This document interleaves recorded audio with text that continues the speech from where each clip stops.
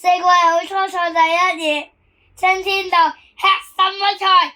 金雞一聲，泥土裏的小種子突破大地，冒出新芽。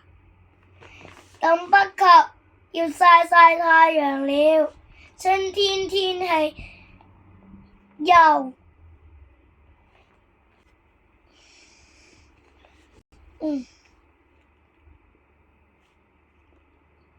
冷變暖，盛產怕熱又怕冷。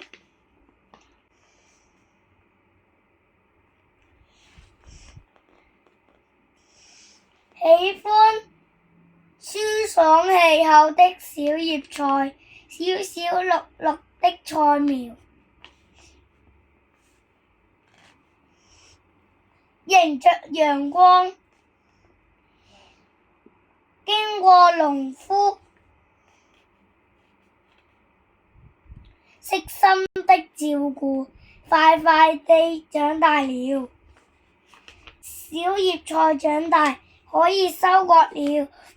春天萬物生長，充滿活力。多吃綠色蔬菜，可以幫助骨骼生長。多吃氣味重的蔥韭，可以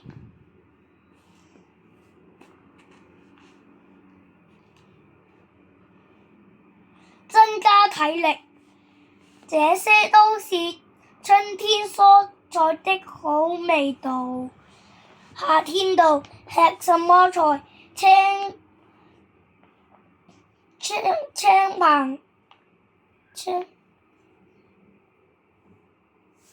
瓜棚裏青瓜的綠色藤蔓沿着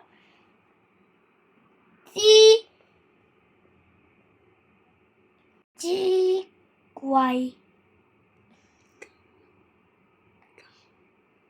架